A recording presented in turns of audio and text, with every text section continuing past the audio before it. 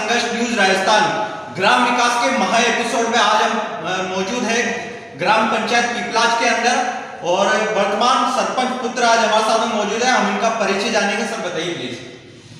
मेरा नाम विजय सिंह है और मैं वर्तमान सरपंच मेरी माता श्री हैं धनी देवी जी, उनका पुत्र हूँ। इससे पूर्व मैं जिला परिषद सदस्य था अपने इसी वार्ड से, वार्ड नंबर 10 से, जिसके अंदर हमारी ग्राम पंचायत पीपला जाती है।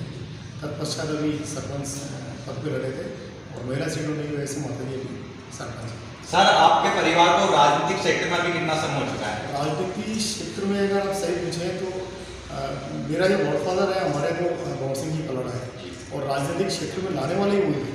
मगरा में उन्होंने विश्वास करके पहली बार मुझे टिकट दिया और जिस टिकट जिला परिषद से जो टिकट दिया ना, ये बीजेपी के लिए नेगेटिव एरिया माना जाता है। ये वार्ड नंबर 10 है क्योंकि ये पूरी कांग्रेस बेल्ट है। इसमें उन्होंने मेरे को विश्वास करके आपने उभारा और उभार के उन्होंने निकाल के जिला परिषद टिकट दिया।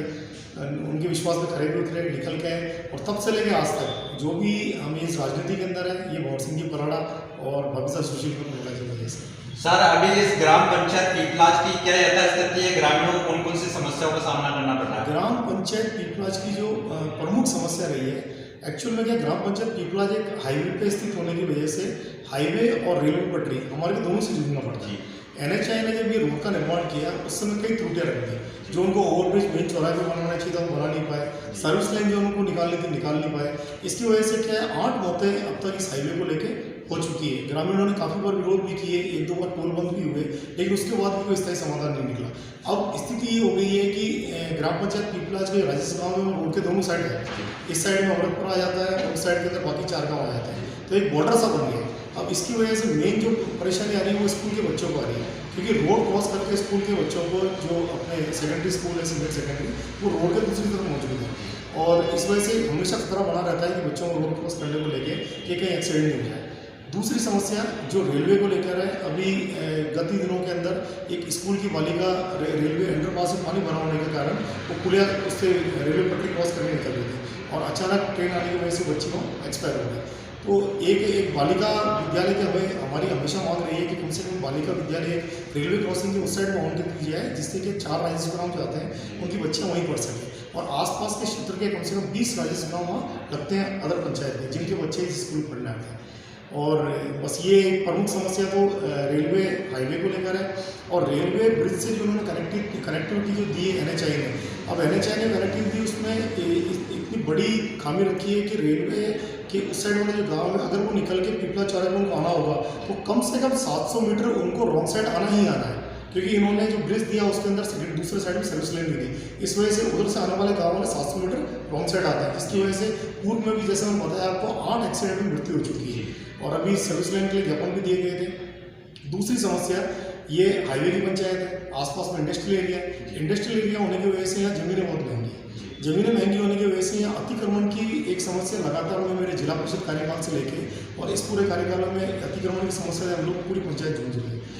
आसपास में अगर देखें तो चरागा में आपको कहीं खाली जगह नहीं मिलेगी। यहाँ तक हमें दिक्कत आती है कि हमें ग्राम पंचायत के लेवल पे या सरकारी भवन बनाने के लिए भी अगर कोई आबादी निकालनी हो या उनको पट्टा देना हो तो वहाँ भी हमें अतिक्रमणों से जूझना पड़ता है और प्रशासन लगातार इसमें आंखें बंद करके बैठा हुआ है, जिसकी वजह से है कि अतिक्रमणकारियों के हौसले बुलंद है। जब हमने मेरा एक प्रकरण लोकायुक्त के अंदर भी चल रहा है, यहाँ समय नहीं होने की वजह से हम लोग लोकायुक्त गए थे, वो प्रकरण आज भी उसका स्टेटस जो है वो कलेक्टर साहब का पेंडिंग होता है लेकिन उनके ऊपर कोई कार्रवाई नहीं हो। उसकी वजह से उसका नतीजा ये निकला कि जब मैंने उस लोकायुक्त पर शिकायत की थी वहाँ कम से कम 4 या 5 मकान थे। आज के तारीख में पूरी पंचायत में ऑल ओवर आप निकाल के देखेंगे तो कम से कम 50-100 मकान बन चुके हैं। अगर उन पर समय रहते कार्रवाई हो जाती तो शायद हो सकता है बाकी चरागा बच जाती। दूसरी समस्या यहाँ पीपलाज राजस्व गाँव के अंदर 100 से लेकर 150 बॉल मिल है, रिको इंडस्ट्रियल एरिया। अब रिको इंडस्ट्रियल एरिया में वजह से इन्होंने क्या है कि पुराने अपने जो आते हैं भू माफिया आते हैं, उन्होंने खातेदारी ज़मीन लेकर उसको इंडस्ट्रियल में कन्वर्ट कराई और प्लॉट काट दिए। लेकिन ना तो उस डेंसिटी की यहाँ रोड बनती है, न ही इनका जो पॉल्यूशन कंट्रोल करने के लिए कोई ऐसी कोई व्यवस्था कर देगी। इसकी वजह से जो आमजनों के लिए ग्रामीणों के लिए रोड बनती है जिसकी अपन एक फिटनेस लेते हैं कि यहाँ ठीक है एक ट्रैक्टर जा सकते हैं, अपने ग्रामीण सेवाओं के लिए गाड़ियाँ जा सकती है, वो नहीं हो गया। 60-60 टन 100 टन की गाड़ियाँ इस रोड से निकलती है। तो इनकी जैसी रोड बनाते हैं अपने PWD से प्रेशर पे बनाते हैं ग्रामीणों के लिए, वो रोडें इन गाड़ियों के आवागमन से टूट जाती है। तो अगर सरकार ने इसको इंडस्ट्रियल एरिया में लिया है तो कम से कम प्रायोरिटी के ऊपर DMFT का जो फंड है, जैसे कि अभी काफ़ी जद्दोजहद के बाद में परोड़ा साहब के डिज़ायर पे जो DMFT से रोड पास हुई थी और MLA साहब आने के बाद में राकेश पारेख जी ने इसको स्वीकृत करके बनवाई थी, तो ये एक DMFT की रोड 3 करोड़ 30 लाख की बनी है। तो इस डेंसिटी की रोड कम से कम ग्राम पंचायत में पूरी तरह बननी चाहिए, क्योंकि चारों तरफ में इंडस्ट्रियल एरिया घिरा हुआ है। दूसरी चीज़, यहाँ जो VSI प्लांट है, VSI प्लांट एक्चुअल में वो दाना प्लांट होते हैं जो एक घंटे के अंदर करीब 50-50 टन माल पीसते हैं, और इनका जो पूरा पॉल्यूशन होता है वो क्या करते हैं कि शाम के समय अपने इस पॉल्यूशन और गुब्बार को बाहर निकालते हैं। शाम को ये स्थिति हो जाती है कि यहाँ से आप 200 मीटर दूर भी आदमी देख नहीं पाएगा कि 200 मीटर दूर वहाँ क्या चल रहा है, इतना है पॉल्यूशन है।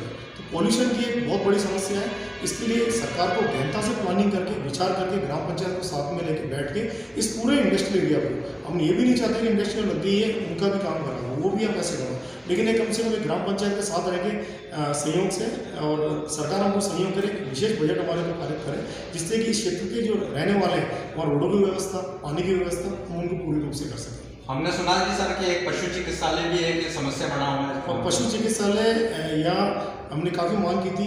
जिला परिषद कार्यकाल के अंदर भी यहाँ जो पूर्व सरपंच साहब थे उनके साथ मिलकर हमने कलेक्टर साहब को भी लिख के इसका अवगत कराया था, और ये भी साथ अवगत कराया है कि हाईवे और रेलवे क्रॉसिंग होने की वजह से यहाँ पशु रेलवे पटरियाँ क्रॉस करके यहाँ नहीं जा सकते, और इस वजह से पशु चिकित्सालय रेलवे क्रॉसिंग की साइड में खोला जाए। लेकिन उसमें उन्होंने ये कह के कि आप खरवा के अंदर पशु चिकित्सालय उपलब्ध है, और 5 से 7 किलोमीटर दूरी दर्शाते हुए उन्होंने पीपलाज के अंदर आज तक पशु चिकित्सालय स्वीकृत नहीं हुआ है। लेकिन ये बहुत बड़ी ग्रामीणों को मांग है। आपने शायद ये पूर्व में भी सुना होगा, यहाँ कम से कम रेलवे क्रॉसिंग के ऊपर, क्योंकि रेलवे वाले हैं अब वो दोनों साइड से इसको पैक कर रहे हैं, तो बीच में गायें फंस के करीब 20 गायें एक साथ रेलवे से कट के खत्म हो गई थी, एक्सीडेंटली उनकी मृत्यु हो गई थी। तो इस तरह का पशु चिकित्सालय हमारे वहाँ होना, तो उधर गाँव वालों को कम से कम आने के लिए खरवा नहीं ले जाना पड़े। अब इसी वजह से क्या प्राइवेट जो चिकित्सालय है यहाँ अपनी उन्होंने दुकानदारें जमा रखी है, और जो सरकार की योजनाओं का लाभ मिलना चाहिए कृषकों को वो लाभ नहीं मिल पा रहा, इसलिए पशु चिकित्सालय होना तो बहुत है। सर आपके कार्यकाल के अंदर अभी क्या सुधार कार्य इस ग्राम विकास के तहत हुए? हमारे कार्यकाल के अंदर DMFT के लिए जो हम इस रोड के लिए लड़ रहे थे, अमृतपुरा रोड की बहुत पुरानी समस्या थी, और गाँव वालों की ये स्थिति थी कि अमृतपुरा के अंदर कोई बहन बेटे में रिश्ते नहीं होते थे, रोड की वजह से 2-2 फीट के खड्डे पड़े हुए थे, 60-60 टन की गाड़ियाँ यहाँ ओवर लोड निकलती थी। ये DMFT में सुशील कुमार जी बराड़ा भविष्य के कार्यकाल में हमने इसको DMFT योजना के तहत में इसका सर्वे करवाया, और सर्वे करा के PWD की रिपोर्ट भेजी, जो इस कार्यकाल के अंदर जाके स्वीकृत होकर ये करीब 3 करोड़ 30 लाख की ये रोड बनी। एक ये रोड एक अपने आप में बहुत बड़ी उपलब्धि, आज की तारीख में यहाँ सारी गाड़ियाँ भी चल रही है और सब अच्छा हो रहा है। दूसरा, यहाँ एक लोहार समाज हमारे यहाँ काफ़ी समय से रह रहे थे, और लोहार समाज की परेशानी थी कि बेचारे वो रोड के पास रह के अपना गुजर बसर कर रहे थे।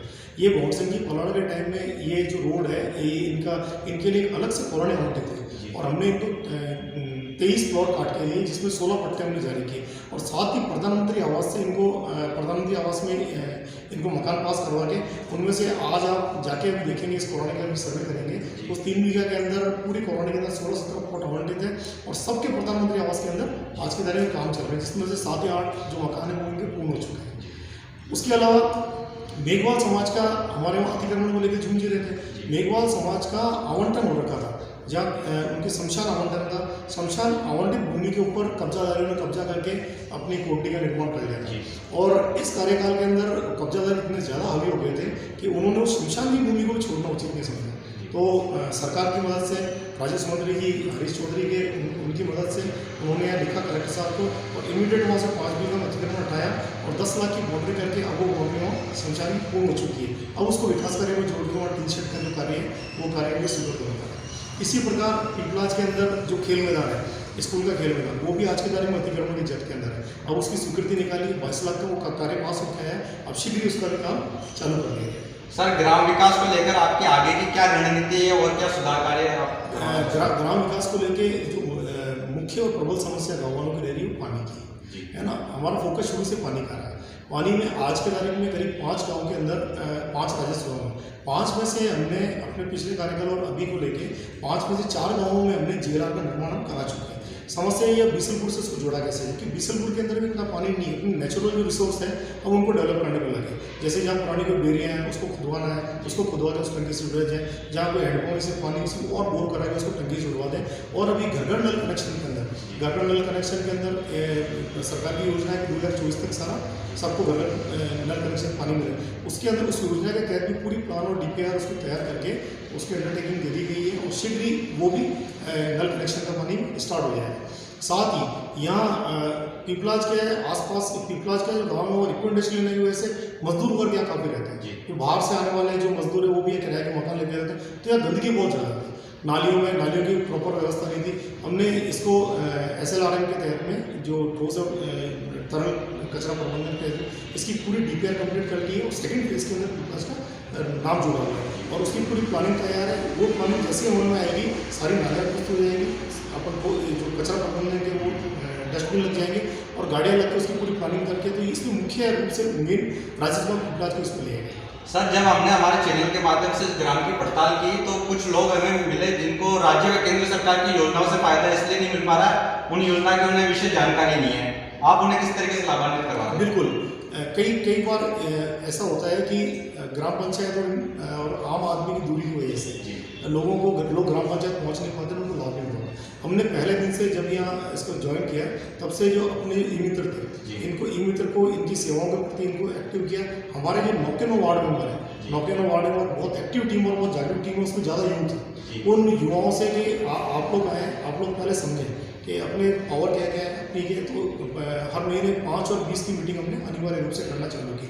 उसके बाद में जो ई-मित्र है ये बीच में बाहर बैठना स्टार्ट हो गया, इनको वापस पंचायत बिठाया और सुबह 9:30 से 10 बजे तक में पंचायत सहायक और ई-मित्र ये मुख्य रूप से यहाँ उपस्थित होते हैं। साल भर से हमारा LDC का पद भी रिक्त था, इस वजह से नरेगा चलाने में और नरेगा के लेबर लगाने में उनके भुगतान में काफ़ी समस्या आ रही थी। अब प्रमुख साहब बनने के बाद में इन्होंने सबसे पहले इस रिक्त पद को भरा और हमारे LDC हमारे साथ में फिरोज जी हैं जो पूर्व में भी यहाँ पहले ग्राम सभा में रह गए थे, ये लगे और इसके बाद से सुचारू रूप से नरेगा चल रही है। और कुछ राजस्व गाँव में यहाँ काम स्वीकृत नहीं थे, पिछले बार में 1 अप्रैल बाद में हर राजस्व गाँव के अंदर यहाँ पूरी लेबर करके चल जाएगी। तो अब ये व्यवस्था कर दी गई है कि गाँव वाला कोई भी आपको 24 घंटे दरवाजे खोल लें, किसी भी योजनाओं का जो लाभ है वो लाभ की जानकारी आके ई-मित्र से ले सकता है। हमारे पंचायत सहायक यहाँ उपस्थित है, पंचायत सहायक से ले सकते हैं और कोई भी किसी भी तरह की परेशानी तो हमारे LDC ग्राम सेवक और वो मेरे से कभी निसंचो को आराम से संपर्क कर सकते हैं। सर, हमने सुना कि कोरोना काल के अंदर भी आपने काफी सारी समाज सेवाएं की है, तो थोड़ा जानकारी देंगे सर? कोरोना काल ये एक दुर्भाग्य भी कह सकते हैं और साथ में मैं तो इसको पॉजिटिवली लेता हूँ कि कम से कम हमें सेवा करने का सबसे अच्छा मौका मिला। जैसे ही सरपंच पद पे बैठे मार्च के अंदर कोरोना लग गया, कोरोना लगने के बाद जो हमने सबसे पहला जो काम किया उसमें ये किया कि उस समय लोगों को सबसे बड़ी समस्या आई थी राशन की, कि राशन कहाँ से जाए। दुकान वालों ने क्या किया, स्टॉक करना स्टार्ट कर दी। आज शक्कर जब 39 रुपये किलो दे रही थी, उन्होंने 50 रुपये किलो देना चालू किया। सबसे पहले हमने कलेक्टर की सूची रेट के ऊपर एक पिकअप लगाई और उस पिकअप के अंदर उनको निर्देशित किया, ग्राम पंचायत तरफ से गाड़ी लगाई और उसमें कलेक्टर की रेटें चस्पा की और एक गांव जाके और घर घर जाके एक शेड्यूल बनाया कि लोगों को कम से कम राशन की किसी प्रकार की समस्या ना हो। इससे लोगों में जो एक पैनिक हो रहे थे वो ये था कि स्टॉक करें, अति जाके गाँव जाके बेचारे डर के मारे लेके आते, वो समस्या हमारे खत्म हुई। दूसरी चीज़, ग्राम पंचायत के माध्यम से हमने एक सवारी गाड़ी और माइक, ये पूरा इसको 84 दिन हमने इस गाड़ी को इसको फील्ड के अंदर पूरा रखा और हम स्वयं, क्योंकि पुलिस प्रशासन उस समय हमारे लिए वो रोड पे खड़े थे, उनको ज़्यादा परेशान नहीं करना था। तो मेरी एक ऐसी पंचायत में कह सकता हूँ जिसने पुलिस प्रशासन का प्रेशर खत्म किया और हमने एक टीम गठित की जिसमें हमारे वार्ड मेंबर थे, हमारे सरपंच अशोक जी पुरी थे, हमारे रणजीत जी थे, इनका बहुत बढ़िया योगदान रहा। इन्होंने उस गाड़ी में बैठने के बाद में जो पुलिस का काम था वो इन लोगों ने किया कि कहीं भी बाहर बैठा तो नहीं है, लोगों को जागरूक करने का इन्होंने किया। दूसरा, इन भामाशाहों के माध्यम से एक सूची बनाएगी और भामाशाहों के माध्यम से हमने और ग्रामीणों के माध्यम से यहाँ जो भी लेबर रह रही है जिनको फैक्ट्री ने काम किया, जब तक उन्होंने काम में रखा लेकिन उनको निकाल कर दिया, ऐसे लोगों को, ऐसे बिहारी लेबर, बाहर के लेबरों को हमने आटा और उनके जो रोजमर्रा के सामान थे ये भामाशाहों के माध्यम से उनको उपलब्ध कराते थे। 2 महीने का जो था, 2 महीने में मैं कह रहा, मेरे हिसाब से हम और हमारी टीम, ऐसा शायद हमको नहीं लगता कि एक दिन भी हम लोग घर पे रुके और शायद यही कारण रहा कि ज़्यादा हम भी कोरोना से बैठ पाए। सर, ये नरेगा का कार्य कैसे चल रहा है आपका और कितने क्या सारी? नरेगा के कार्य इस समय जो है ये इस वर्तमान अपन जो अब ये आप जो मेरे इंटरव्यू ले रहे हो, इस पखवाड़े के अंदर मार्च क्लोजिंग और गेहूँ कटने की वजह से ये वाला पखवाड़ा बंद कर रखा है। यहाँ 2 जगह साइड चल रही है, बाकी 1 अप्रैल से हर एक राज्य सभाओं के अंदर नरेगा की साइड चालू है।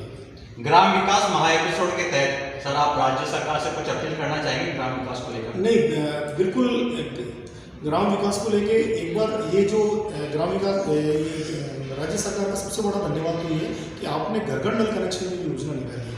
ये बहुत अच्छी है। 2024 तक का जो प्रेशर डाला है कि हर एक, इससे काफ़ी लोगों की समस्या खत्म हुई। दूसरा जो SLRM आपने जो निकाल के इसका DPR तैयार किया, ये एक सही जगह स्वच्छता का पैसा लगना है। अब मैं यह कहना चाहूँगा कि जहाँ जहाँ एक सबकी की भौगोलिक स्थिति एक नहीं होती, हमारे मगरा की भौगोलिक स्थिति बिल्कुल अलग है। कलेक्टर साहब और राज्य सरकार ने इस समय ये पाबंदी लगा रखी है कि चरागाह के अंदर कहीं भी रोडें होंगी तो चरागाह में रोडें स्वीकृत नहीं होंगी या उस रोड को तरमीम नहीं किया जाएगा। अच्छा, नरेगा में क्या है, बिना तरमीम के आज के तारीख में नरेगा में स्वीकृत नरेगा चला नहीं पाना। मगरे की भौगोलिक स्थिति इस प्रकार के पहाड़ी क्षेत्र होने की वजह से एक मकान उस पहाड़ी में बना, दूसरा मकान इस पहाड़ी में बना, और ज़्यादातर जो सड़कें हैं जहाँ पुराना आवागमन है, जो 50 साल 100 साल पुरानी सड़कें थी, वो चरागाह के बीच में से निकल रही और उनकी समस्या की वजह से वो तरमीम नहीं हो पा रही। तरमीम नहीं होने की वजह से वहाँ जो लोगों को लाभ मिलना चाहिए रोड पे जाने का आने का, वो लाभ नहीं मिल पा रहा। तो इसलिए मैं एक राज्य सरकार से निवेदन करूँगा कि सब जगह एक साथ ही रखते हुए, क्योंकि ग्राउंड लेवल पे कई जगह अलग पोजीशन होती है। मगरे की एक बार भौगोलिक स्थिति है, ये समस्या पूरे मगरे की है। जो मैं जब जिला परिषद था तब भी मेरी कलेक्टर साहब से बात हुई थी, लेकिन अभी भी वो चरागाह के अंदर रोडें हमने 43 रोडें बनने के बाद तरमीम कर भेजी थी। उसमें स्वैच्छिक की रोडें तरमीम होगी, तो चरागाह रोडें तरमीम हुई। इस वजह से क्या है कि नरेगा चलाने में हमको काम स्वीकृत कराने में बड़ी समस्या आ रही है। तो एक तो जो नरेगा में वास्तव में पुराने रास्ते हैं, नए रास्ते नहीं, और नया अपन कोई आवंटन नहीं कर रहे, लेकिन पुराने रास्ते हैं, उनको कम से कम पटवारी की रिपोर्ट लेके उनको हम तरमीम कराया जाए। सर, हम हमारे चैनल के माध्यम से पूरा प्रयास करेंगे कि सरकार तक आपकी आवाज़ जाए। ये जो समस्या आपने बताई, इसका निष्कर्ष सरकार जल्द से जल्द निकाले। अभी जिस तरीके से देखा जा रहा है कि ये कोरोना महामारी दोबारा अभी तेजी से फैलती जा रही है, तो इससे बचाव के लिए कुछ दिशा निर्देश लोगों को देना चाहिए। बिल्कुल, ये इससे बचाव के लिए यही है कि सबसे पहले तो आप जो राज्य सरकार और केंद्र सरकार ने टीके बनाए हैं कोविड के, जिससे कि अपनी एंटीबॉडी उसको एक्सेप्ट कर ले कि इस तरह का अगर वायरस आता है तो उससे लड़ने की क्षमता बढ़ती है, तो आप वो टीके जरूर लगाएं। एक आदमी, एक ग्रामीण बुजुर्ग को सबसे निवेदन है कि आप वो टीके लगाएं। दूसरी चीज़, कोरोना गाइडलाइन की पूरी पालना करें। आप अगर अभी सोशल डिस्टेंस बना के रखें तो बना के रखनी वास्तव में जरूरी है। मास्क लगा के अगर आपको कहीं जाना है तो मास्क लगा के आपको जाना चाहिए। तो अगर सरकार के दिए गए दिशा निर्देशों की पालना करेंगे तो हो सकता है हम इस कोरोना से महामारी से बच कर सकें। यही निवेदन करता हूँ सब ग्रामीणों से और सरकार से भी कि इस चीज़ को जितना हो सके आप स्ट्रिक्टली ग्राम पंचायत निर्देशित करके आप जैसे राज्य सरकार हमें निर्देश करेंगी हम उनके अनुरूप काम करेंगे। आपका नाम? मेरा नाम विजय सिंह और मैं सरपंच पूर्व जिला परिषद।